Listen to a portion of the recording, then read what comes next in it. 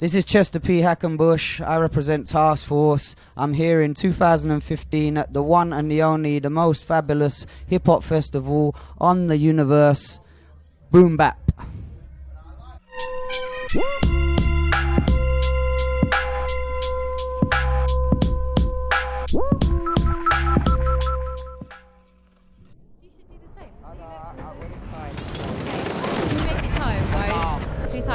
Are we rolling anyway? Okay, brilliant. All right. So, Chester, how are you today? I'm very well, as I usually am every day. Good. Thankfully. Have you had a good festival so far? Yeah, well, I came Thursday and I did the 5-word freestyle trial, which was kind of like, I haven't done that for maybe 10 years or something.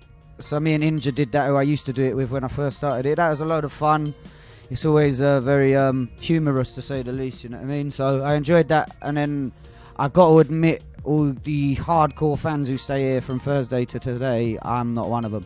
So I went home back to London, had a good sleep in bed, had some dinners. You went to bed mid-festival and then came back for Sunday to do the Skitz thing, and I think I'm doing a song with Foreign Beggars when they go on as well. Oh yeah, because they're looking to perform Asylum Speakers, aren't they? And they've got a couple of... Sadly, I just don't know any of these words.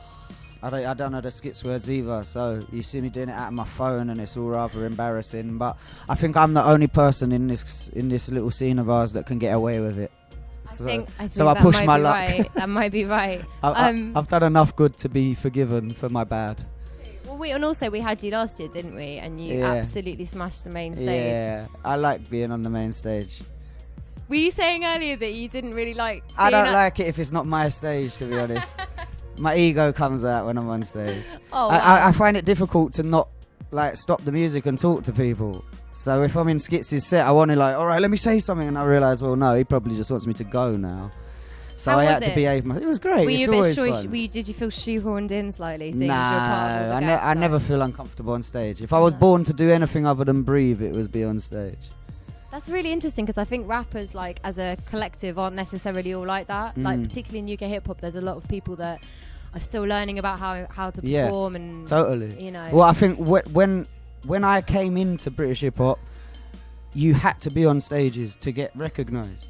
See, nowadays you can skip all that and you can just put records online, and you know what I mean. You can make a song, put it on YouTube in the next 10 minutes, and perhaps if you're good or lucky, loads and thousands of people might watch it. But when I started, you had to get on stages and kind of cut your teeth and grind your axe that way, and you learn by doing that to have a stage presence, which is an equal necessity. As in, you know, the whole art form itself, being a rapper in particular, you need to be able to cover all the spectrum. So you need to be able to record in a studio and actually write songs which have chorus lines and they're structured to be songs. You need to be able to just have a laugh and just spit something, just brain food coming out, you know what I mean, just having a brain spill moment. You also need to be able to stand on stage and communicate with your audience in a professional way, which isn't taking yourself too seriously, I think, you know what I mean. It's cool to be serious and have serious messages, but you know, it's a festival, people want to have a laugh as well.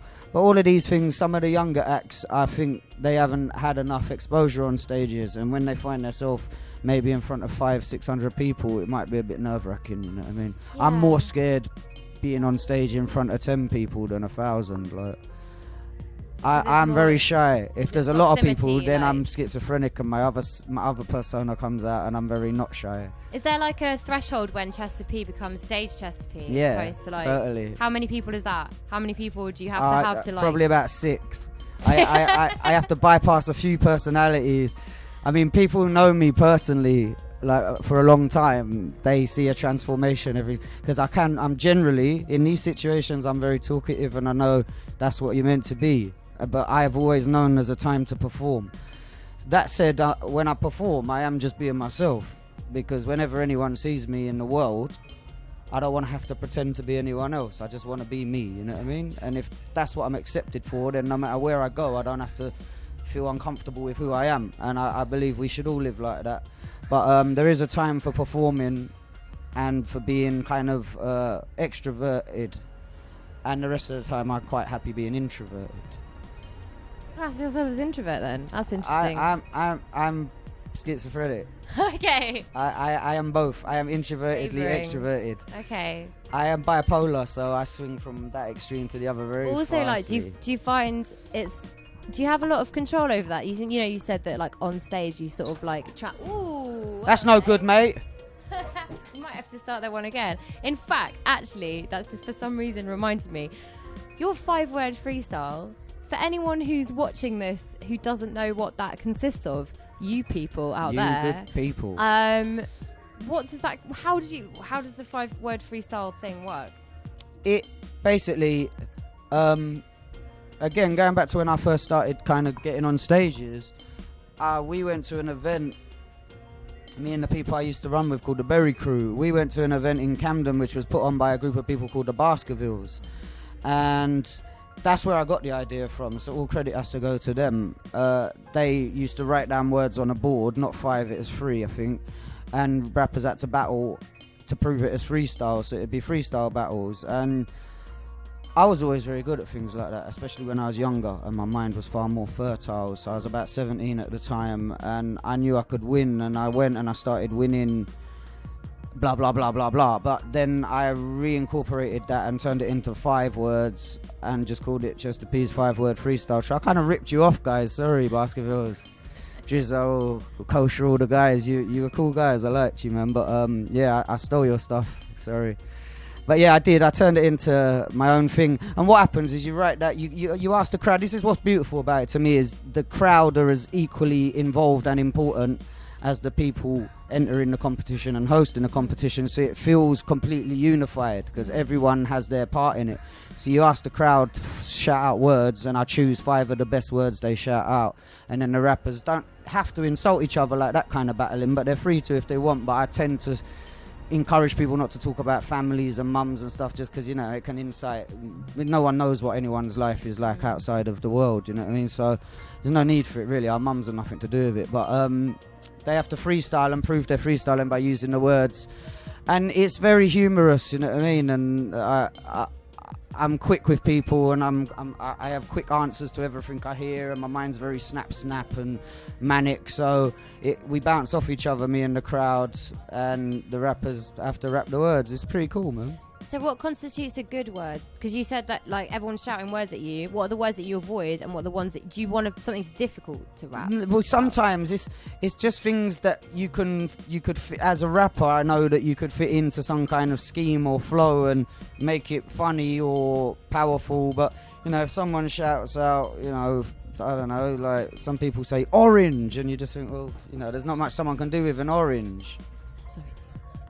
Sorry, sorry. It's okay. And again. So I mean, if someone shouts out the word orange or something, it's not much good to a rapper, and then if someone shouts out something like baldy fudge packer, you can kind of see the humour in that, and you think, oh, that makes sense, you put that in. Or people were saying some crazy weird things. There was one girl calling stuff out with her hand down the front of her trousers, and I just had to ask her, why are you fondling yourself while you talk about bald fudge packers? It's pretty strange. That's a strange thing to happen. It's fun. It's all fun and games.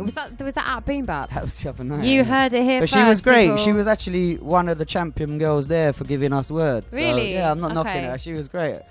I like that happened to Boom Bap. That gives me a strange sense of pride. Yeah. So me anyway, too. we should wrap things up because we don't want to take too much of your time. But I wanted to talk, especially because you're such a kind of stalwart in the UK scene, and we've been asking people about their favourite records and the records that inspired them. But I wanted to talk to you about before you started really getting into. I mean, obviously there wasn't much of a UK scene before you started to get into it, but were there any rappers gestating around the time that you started rapping that in the UK scene here when you were really young, when you were 17, who really inspired you to make more music? When I was 17, not necessarily. I mean, look, the generation I came up with, it was considered it was called at the time the golden age, the golden era, but way before us there was another golden era. Like when I was like 7-8 years old, I was listening to London Posse, Demon Boys, people like Rodney P, Caveman, all kinds of, there was all kinds of artists, man. And them guys were my golden era, and that's how I learnt to rap. Demon Boys and Money Mad, the London Posse song, that's how I learnt to rap. Along with Slip Rick and a few others. But when I was 17, 18 years old, in all honesty, there were British rappers. I've always been very close to Skinny Man and Mongo and a few of them guys, and they were very inspirational to me. But Wu-Tang Clan for me was probably the most influential hip-hop group on me out of all hip-hop music, other than Slick Rick, and other than that, some of my friends. But I personally, when I'm indoors, I don't listen to hip-hop music. You know, I hate to let you all down, but I play folk music. I'm into reggae music and folk music. I listen to Jackson C. Frank and Sandy Denny and Bob Dylan, and you know what I mean. And I've been like that for years and years. Hip hop's cool, man, but I'm just a bit old. I don't think anyone's a purist, are they? Like we purists? I'm not. I think some people are, though. You yeah, know? Like some people. That makes me sad, though. Yeah, to me, I mean, it's a big world, isn't it? I don't want to just smell one flower, you know. Yeah, exactly. I'm a bee. I like to mess with every flower. That's so lovely. What a lovely way to end this. Also, just because I think you might have some good things to say about us. What has your experience of Boom Bap been like? Because you came back obviously you joined us last year and you're on the main stage. You come back this year. Can you give some love to the festival? Yeah, of course. I mean, I was even here the year before last year as well. Right. Yeah, cool, I only missed one Boom Bap. It's an event, innit? You know, I mean, for me, the fans, they're kind of hardcore. Like, I have a lot of respect for the people who come and camp and stay here, and they're pretty hardcore. I haven't got that in me, but for UK hip hop, as an artist, for me personally, it's great to come and see everyone who I ain't seeing all the time, and just to catch up with everyone, and we all stand on the same stage, and we all enjoy each other's company. People get drunk, I don't. People smoke weed, I don't. I got old and just got sober, but you know, I'm high enough already. I don't need no more drugs. But it's nice to just chill out with everyone, and every year I've come, there's some people I haven't seen for many, many years who turn up to this night. It's Foreign Beggars and Skitz and Rodney and them guys. You know, I ain't hung out with them guys for time, so it's beautiful. And then it's also, for me personally, because of how I am, it's beautiful to just walk around and go and see all the fans, and if they want their stuff signing, to sign their t-shirts and hands and arms and all the stuff they want signing, you strange bunch. But they're wonderful, you know, and it really makes them happy that you wander around and show your presence with the people as well, and you don't just kind of, you know, have this air of royalty about you. And you know, I'm just the same as anybody else in this world, and I like to go and show my love to people, give someone a t-shirt if they seem nice, and that's it. But Boom Bap itself is a brilliant event. It seems to go from strength to strength. I think the American stuff might not be necessary, if I'm allowed to say that. Not anti-American. I just don't really think it must cost a few quid to fly them in, and then there's no one really watching them. But you're right about talking about the fact that it's like coming back to family, isn't it? You know, there's people you haven't seen in a really long time, and there are massive links here, like especially having beggars next door right now. Like I ain't seen Pavan for about 8 years or something. So you know, it's a long time, and I've known them a very long time. So it's nice. I usually only just say, "Oh, all right, how are you?" and that's it anyway, because I don't know. I can talk in this situation, but when you're on a stage and there's music playing, I don't really. I don't like having spit in my ear, basically. Well, I've been yelling a lot at people. I was about to lose my voice earlier because when I'm stood on the backstage and trying to sort stuff out, it's just like shouting in people's ears. I'd just rather just enjoy what's going on. You've still got your voice. You're doing well. I'm doing all right. Okay. In fact, oddly enough, I was actually giving Verb T vocal lessons last night because I used to teach singing, and it's like Verb T's got some diaphragm issues. Like genuinely, he really struggles to breathe. So we were doing some vocal warm-ups. When you breathe, it's got to come from the belly, not the chest. Not the chest. That's right. Standard way to lose your voice.